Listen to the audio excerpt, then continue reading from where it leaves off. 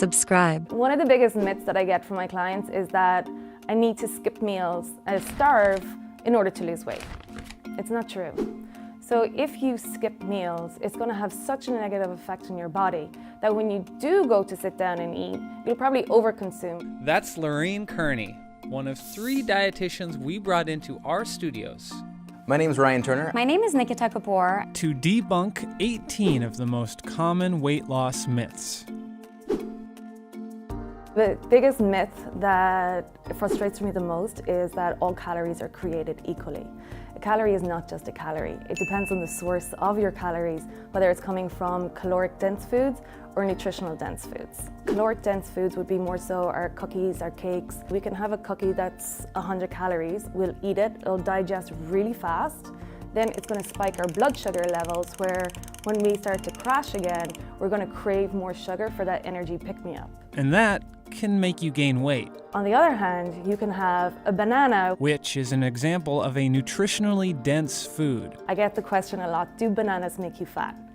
Bananas do not make you fat. Bananas are a great source of potassium, but for those 100 calories, you're also going to get the fiber and the nutrients that your body needs on that cellular level to make sure that you are healthy and that you're nourished. And you definitely need to nourish your body if you're trying to lose weight. When we are restricting calories, you are restricting the energy source of your body. You're also restricting the energy source of your brain. And if that's happening, then, very primitive protective mechanisms start to kick into place where your body senses that as a physiological threat and does start to shift your metabolic balance to burn less because it's getting less. It's kind of like a budget, right? So if you have a paycheck and you're running out of funds, you're going to conserve how much you pay till your next paycheck.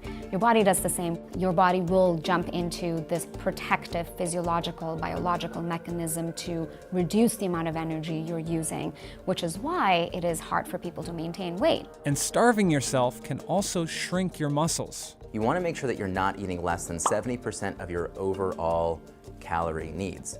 If you do, that's where not only are you probably going to feel extremely hungry and it's going to take you off of any goals that you're setting, but you're probably going to start compromising your muscle mass as well, and that's where weight loss is going to be unhealthy. But while the amount of calories you consume matters, the timing might not. Timing of meals is always a big question. Everyone comes to me and they kind of smirk and they think that I'm gonna give them a thumbs up when they say, I don't eat after 6 o'clock or 7 o'clock. And I say, oh, all right, do you enjoy that? And they say, no. And I say, well, then maybe eating after is okay. Because timing of day is not going to affect weight loss. Calories are what's going to affect weight loss or body fat loss. So if you eat a bunch of additional calories and you're in calorie surplus and those are coming late at night, then that's what's causing something like weight gain. And what about eating first thing in the morning? It depends on the body and it depends on the person and their relationship with food. For a lot of people, me included, if I don't eat a meal, I usually feel like very deprived and it's like I want to make up for it later. If that happens, then that's where we can add in like a lot of calories. Personally, I'm a huge advocate of breakfast. Our body runs on fuel and food is our fuel. So if we have our breakfast, then we feel we have more sustained energy throughout the day. And if you do choose to eat breakfast, feel free to go for that 2% yogurt. Now, fat is incredibly necessary. We should not be afraid of fat. We need fat in the diet. Fat's going to be necessary for things like absorbing nutrients, like the fat-soluble nutrients like vitamin A and D and E and K.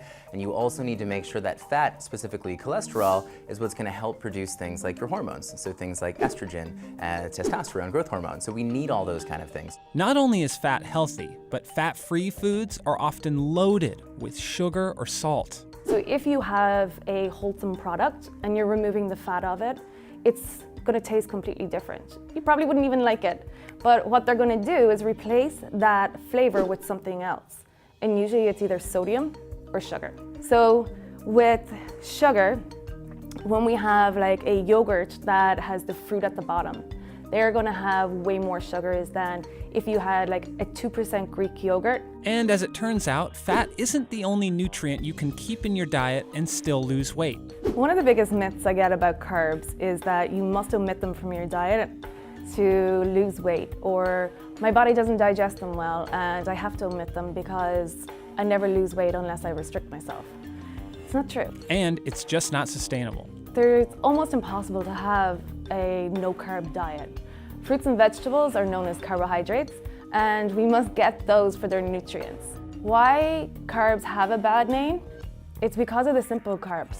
The carbs that you see prepackaged that are the cookies, the cakes, the sodas, the potato chips, they're called simple carbs because the chemical structure of them is usually 1 to 2 glucose molecules put together. So when you have like a small little glucose molecule, it's easy for them to break away. But with our complex carbs, they are really long chains of carbon that usually about 18 carbons long. And then by the time that your body starts to break it down, it's going to take a while. And that's exactly what we want because it helps balance our blood sugar. And also that fiber keeps us full for longer and then also prevents us from snacking. So eat your carbs. Definitely eat your carbs and eat your bread. Bread's delicious. It's like one of my favorite things. And she has a pro tip for finding bread with more complex carbs. Read your ingredient list. With bread, it's a lot of those mass-produced breads that are in the bread aisle that are shelf-stable. They can last a month without getting mold on them. And when you look at the ingredient list, it's probably about 50 ingredients long. They're the ones we want to avoid. When you're getting bread, get the fresh bread that comes from the local bakery, which is usually around the deli counter area inside in grocery stores. Those will have maybe 4 or 5 ingredients. It'll mold after 2 days. But you can preserve it by just putting it into the freezer and take it out as you need it. And speaking of bread, what about going gluten-free to lose weight? Gluten-free for weight loss can be a huge marketing ploy. So with gluten-free, there are a lot of people that do have an intolerance to gluten, or they have celiac disease, which is where the body starts attacking itself and can deteriorate the body. But there are also people without these conditions who are looking to blame something like the gluten without checking the rest of their diet. If you are honest with yourself, recording your food, checking the ingredients, and then you eat the gluten and you feel the intolerance, then great. But a lot of people will choose to just jump in and being like, gluten's the enemy. So most of us don't need to cut out gluten or fat or carbs to lose weight. But there are some products better left on the shelf. The diet sodas are terrible with all the additives, preservatives in them, and the hidden sugars. A lot of the added sugars or the synthetic sugars that are supposed to be great because they don't release insulin, which then doesn't cause a spike in blood sugar levels. But internally, if we don't stimulate the release of insulin, those sugars, the synthetic sugars, go to the liver, build up around the liver, hinder the functioning of the liver, and then can lead to non-alcoholic fatty disease. If I'm gonna have a soda, which I have once in a blue moon, it will be the real thing. Yes, there's more sugar in it, but it's something that I don't have on a regular basis. Better yet, she says, drink water. Jazz up your water, add fruit to it. Add some mint or cucumber, lemon. Yes, it'll take a little bit for your taste buds to reset, but you're getting so many nutrients from that water, and your body requires water for it to function optimally.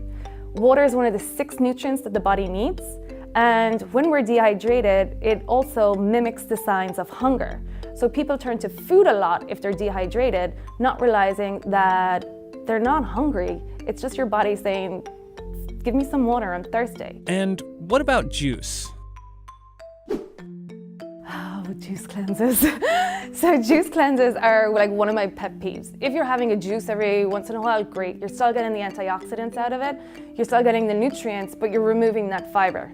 And fiber is key for the body to support gut health. With a lot of juice cleanses, they're hella expensive, and we have this belief that they're going to be better for our bodies, or it's a cleansing effect of our body. Realistically, what's happening is that when you have those juice cleanses, they're mostly coming from like fruit sugars and then the vegetable sugars, it's a high amount of fructose in the body. When the body consumes excess fructose, it has a spasming effect of the GI tract. That can lend to the cleansing effect. So that when we are actually having a reaction to the high amounts of fructose in the body, people think it's the cleansing effect because the marketing ploys have led us to believe that way, but it's not. You would be better cleansing your body by actually eating the apple, eating the spinach, and eating all the other fruits that are in that cleanse. that would be better for you because fiber is our natural detox. What it does is it goes through the body, picks up like excess fat, metabolic waste, and help cleanse it out. But juice cleanses aren't the only diet fads that don't often work.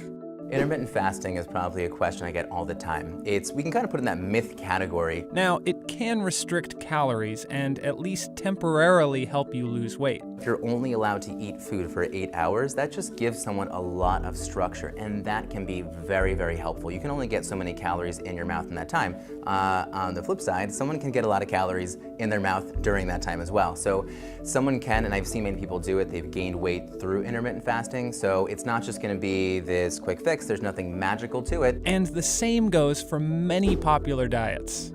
So one of the common diets right now that is gaining popularity is the ketogenic diet. So a lot of people who are doing that are just eliminating carbohydrates, which is why that's hard to sustain because your body does need carbohydrates for a reason. To be honest, there's not a lot of research that's saying that that is something that is helpful. There's maybe a lot of research in mice models, but that hasn't been transcribed into human studies. And while people have lost weight on keto, it's often not without side effects. They're eliminating whole grains and legumes, certain fruits and vegetables, and really increasing their fat intake, which although fats are important, excess of any nutrient can cause metabolic changes in your body that will impact your cardiovascular health, your physical health, your metabolic health. So an example would be patients that we're seeing in the clinical setting are following ketogenic diets, are seeing weight loss, however, are coming with higher cholesterol markers, they are coming with higher LDL markers, they're coming with more irritable bowel symptoms, they're coming with more gastrointestinal discomfort. The truth is, there's no one tool that will make you magically lose weight.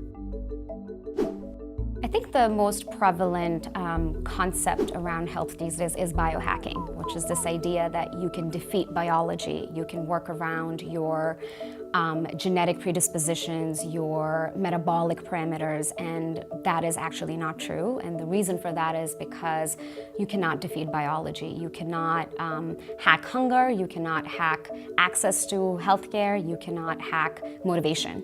And this idea that, again, if those results are there, you're going to be able to feel more satisfied is also not true. So this biohacking works on this concept and this belief that you can work your way and fix your body, and that prescribes to the social construct that it is up to you to change that. And that's also why most diets don't work.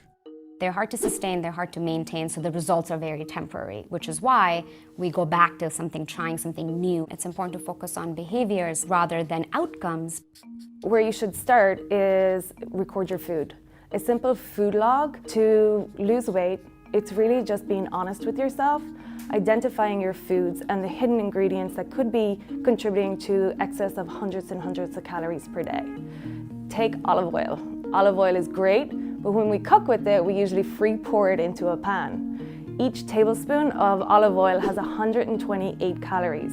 Now, if you're pouring in like 6, 7, 8 tablespoons with your vegetables, you're getting almost like 1,000 calories that you don't need. So, pro tip for cooking with olive oil. Put it in, wait till your pan is hot.